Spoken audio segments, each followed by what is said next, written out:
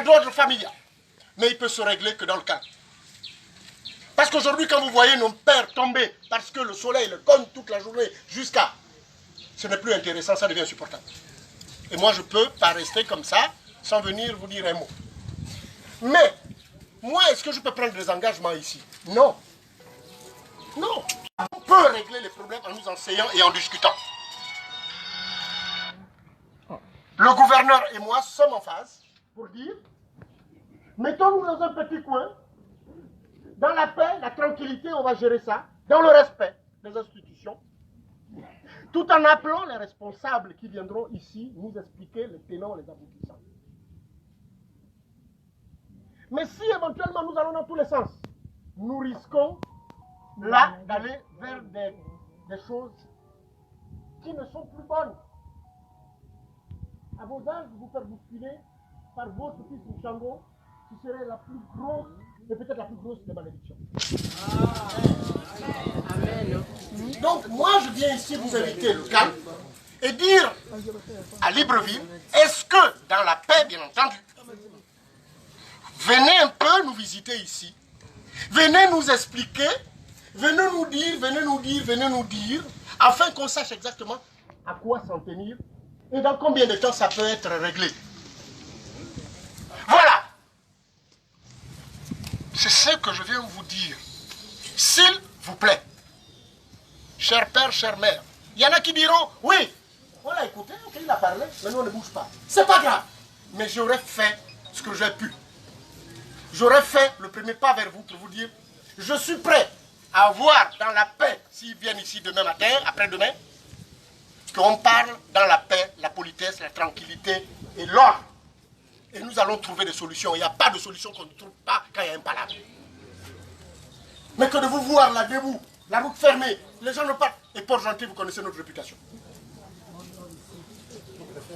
C'est pas la peine que tu dors. Si tu veux dormir, il n'y a pas de problème. C'est chez toi, c'est Port-Gentil, c'est le Gabon, c'est pour nous tous. Mais vraiment, je vous demande un peu, même un jour, laissez-moi même 1 ou 2 jours, on peut régler parce que les gens vont venir pour dire, ok, vous êtes là, voilà ce que nous comptons faire, voilà ce que nous comptons faire. Il peut y avoir des échanges, ils vont répondre aux questions. En famille, on va régler la situation qui est la vôtre, qui est légitime, hein, elle est à vous. C'est vos retraites. Mais, est-ce que, aujourd'hui, moi qui suis votre fils, qui vient vous voir, je vais régler ce problème-là? Mais si vous n'acceptez pas que les gens viennent dans la paix, dans la concorde, dans l'unité, pour parler, pour échanger, pour vous convaincre, pour dire c'est la guerre qu'on va partir là-bas, on va nous taper. Non, il n'y a pas de taper, nous sommes tous les filles et les fils de ce pays. Et de cette province. Moi je vous demande rien que ça, c'est pour ça que je suis venu vous voir, pour vous dire, s'il vous plaît, aux responsables du mouvement, qui est légitime, ouvrez la route. Dire, moi je peux prendre le téléphone pour dire à quelqu'un, viens peut nous expliquer aux parents et revenir pour vous dire c'est telle heure demain. Et demain on se retrouve, après-demain on se retrouve dès qu'ils donneront la date. Et ça c'est l'engagement que je prends. Mais si vous ne voulez pas, comme quelqu'un dit, moi je ne suis pas écrivain, donc je ne sais pas faire de la littérature. Alors à ce moment-là, puisque c'est de la littérature, vous-même vous allez prendre le bic et puis tu vas écrire. Nous sommes fils de la province, c'est vraiment difficile. Moi je travaille avec beaucoup de gens parmi vous qui sont mes aînés. Et j'ai beaucoup de respect pour vous. Et que si je viens, ce n'est pas pour un problème, ce n'est pas la guerre. C'est vraiment l'apaisement, pour qu'on trouve les justes mots, pour qu'ensemble, nous arrivons avec les autorités compétentes, de trouver les justes mots pour régler le problème, c'est tout. Maintenant, bon, vous pouvez me dire, tu es venu nous parler, c'est bien, on t'a compris, bon, c'est bon, mais on ne veut pas. Il n'y a pas de problème. Mais au moins, j'aurais fait le pas en tant que fils et en tant qu'élu. Beaucoup de gens parmi vous m'ont fait confiance, m'ont amené là où je suis. Et comme c'est chez nous tous, et que vous m'avez fait confiance, je ne pense pas que je vais rester perché là-bas, et puis je viens ici, et puis je vous vois faire. Voilà ce que je suis venu faire. Donc, chère maman, cher papa, c'est le message que j'avais, tout en respectant la situation, parce que c'est une situation légitime. Mais est-ce que c'est en faisant la force qu'on va régler les problèmes avec la force? Vous allez faire peur à celui qui pourra venir nous expliquer? Vous allez faire peur à tout le monde? Eh bien, les gens ne viendront peut-être pas. Ou bien ça va encore durer, ils vont venir un peu plus tard. C'est maintenant qu'il faut qu'on réglisse. Voilà ce que j'ai à vous demander. D'accord? Mais Je ne voudrais pas continuer à tirer en longueur, mais je vous ai dit au moins la pensée que j'ai et pourquoi je suis là, c'est pour échanger avec des parents qui ne me connaissent pas ici. Je suis le fils de tout le monde. Je suis né là, dans les quartiers sous-intégrés comme vous. J'ai grandi avec vous. J'ai grandi, certains m'ont amené à l'école. Mais c'est pas grave. Si toi tu n'as pas mangé, quelqu'un d'autre peut-être a mangé, peut-être de ta famille. On n'est pas là pour ça, mon frère. Ok? Voilà ce que je pourrais vous dire. Maintenant, bon, je vous ai dit, je vous ai livré ce que je voulais vous dire. Mais je pense que c'est juste et c'est honnête. Voilà, merci beaucoup.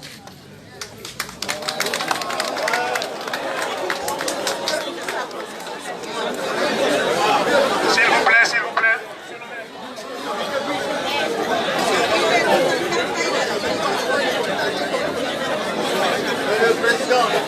S'il vous plaît, s'il vous plaît. S'il vous plaît. S'il vous plaît. S'il vous plaît.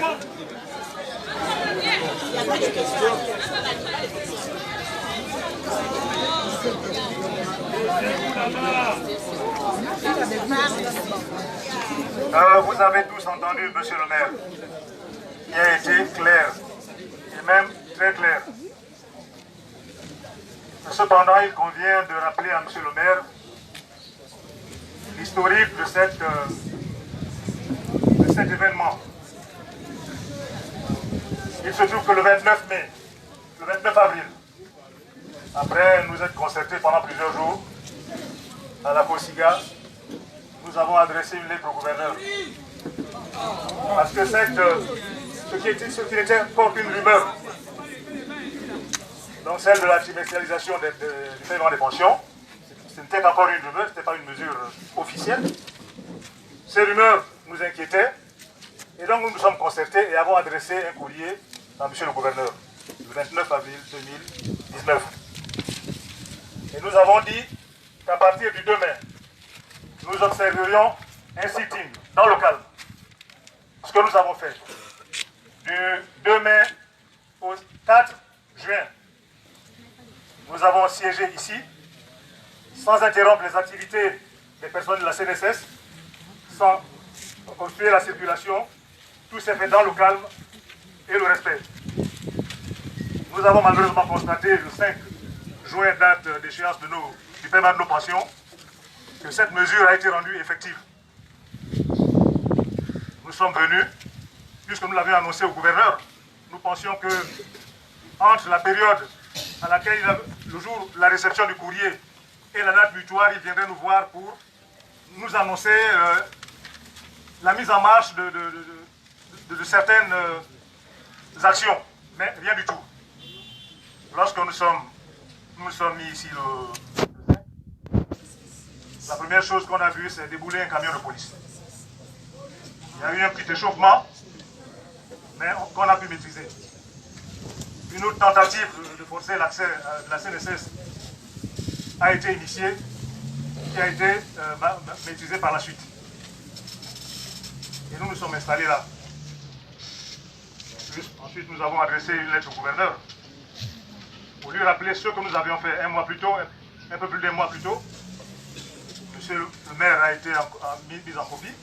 J'ai été personnellement déposer ce courrier à votre cabinet. Et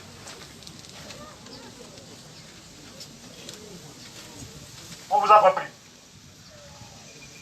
On a compris que vous pouvez actionner des personnes qui pourraient faire venir les responsables de la CNSS ici s'expliquer. Mais les retraités qui sont là, ils n'ont pas besoin de mots. Ils n'ont pas besoin de français. Ils n'ont pas besoin de présence de personne. Ce qu'ils veulent, c'est que leur compte soit crédité, c'est que l'argent soit disponible dans les caisses et qu'ils puissent bénéficier de leur pension.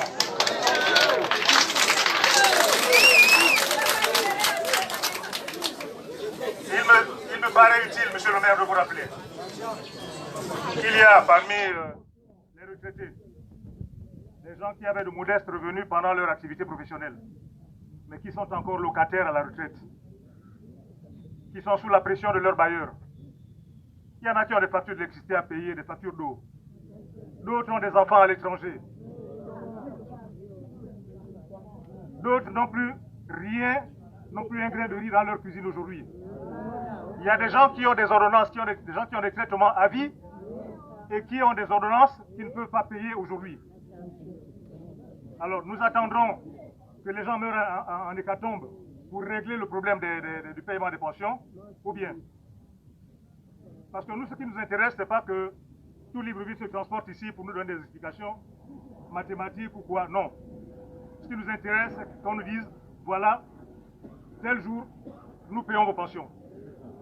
Et dès que nous avons la garantie que ces pensions sont payées, on libère tout l'espace, la route et les locaux de la CNSS. Voilà la position, parce que nous sommes concertés avant, n'est-ce pas? Oui.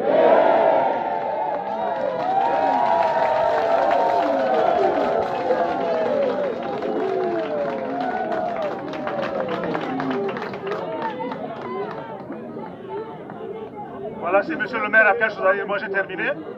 S'il a quelque chose à dire, à ajouter, s'il a quelque chose à ajouter, on va l'écouter patiemment, s'il vous plaît.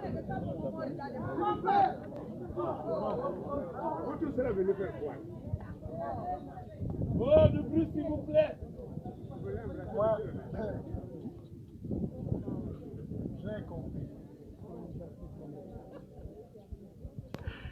J'ai compris. Mon frère, monsieur le représentant.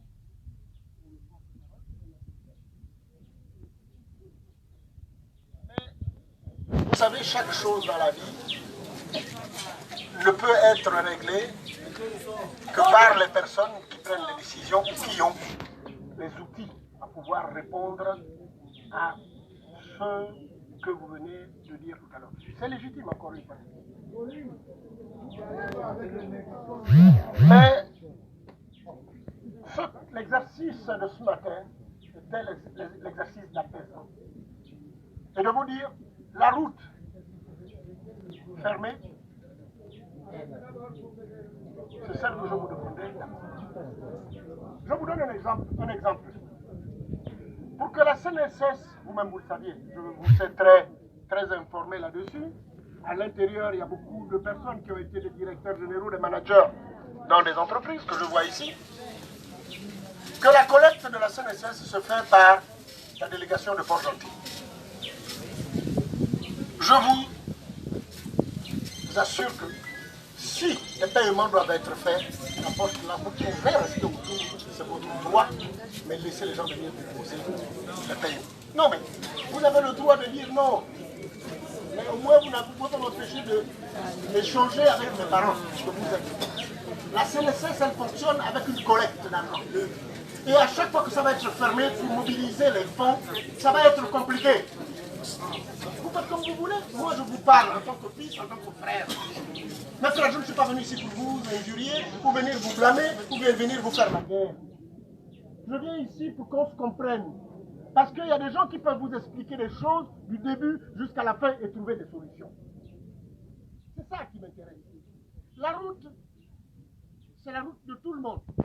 Mais si on se met sur le côté et qu'on règle ici, parce que c'est ici la CNSS, et que les gens continuent, les gens qui ont été, je veux dire, mutés à Port-Gentil pour s'occuper de la collecte puissent travailler et recevoir le paiement des entreprises qui le versent, ce serait une bonne chose.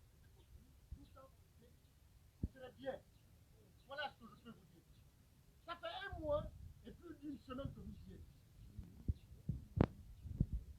Vous l'avez énuméré tout à l'heure. Vous avez envoyé un courrier, un copie chez moi. Je suis rentré, je l'ai vu. Je ne suis pas resté au bureau. Je suis venu vous voir. S'il n'y avait aucun intérêt, je ne serais pas venu vous voir. Mais il y a un intérêt capital. Je vais finir comme eux dans quelques années. D'accord? Et je ne suis pas d'accord de vous voir comme ça, c'est clair. Et pour cela, je suis inquiet que de dire aux responsables de l'administration centrale là-bas, même une ou deux personnes, venez nous expliquer et à quand est-ce qu'on peut trouver la solution. Il n'y a aucun problème. Voilà mon souci. Mais si demain matin la CNSS ne peut plus collecter et que les opérateurs ne peuvent plus payer, c'est aussi un problème. On veut l'argent, mais c'est l'argent. dans le cadre du fonctionnement de la CNSS, mais sauf contraire. C'est ceux qui travaillent, qui cotisent pour ceux qui sont retraités. Mais si on ne peut plus venir verser l'argent, mais on va trouver l'argent pour payer comment? Moi, je ne peux pas répondre à la place d'autres personnes. Ce que je vous dis, vous êtes mes parents. Et je parle fort, je ne viens pas ici en guerre. Je ne viens pas ici en territoire de bataille. Je viens vous dire la route, la place là pour que les gens viennent verser les choses. Et ensuite, eux, ils vont nous dire comment, quand ils vont venir dans la paix, la sécurité des personnes qui vont venir, dire, et le respect des institutions pour dire, voilà, nous sommes là, on attend l'argent qui est que de notre retraite et qui est légitime, c'est un droit. Mais vous comptez faire ça quand? Eux, ils peuvent nous expliquer. À partir de là, on attend si c'est dans 3 jours, dans 4 jours. Et ils nous diront, et dans 4 jours, on est là. Et puisqu'on aura fixé des conditions, à ce moment-là, ils nous diront ce qu'ils pensent pour pouvoir mettre l'argent à disposition des retraités. Moi, je ne peux pas le faire. Moi, je viens parce que vous avez adressé un courrier. Moi, je viens parce que tous autant que vous êtes, moi, je suis dedans, je me retrouve. Parce que je suis parent. Voilà ce que j'ai à vous dire. Donc, je comprends que vous vouliez l'argent, mais est-ce que c'est Ntchango qui va vous donner l'argent? Si on ne fait pas quelque chose pour qu'on écoute, pour qu'on échange, est-ce que la solution sera trouvée demain? Il faut qu'on la trouve dans les plus brefs délais. Mais ça avec les décideurs. Et si vous voulez, nous tous nous serions là. Et le gouverneur et moi, nous allons venir écouter. Et à partir des dates qui seront fixées, eh bien, ils doivent les prendre en charge et les respecter. Voilà le débat. Voilà ce que je voulais vous dire. Si c'est fermé là, ils ne collecteront pas d'argent, vous le saviez comme moi.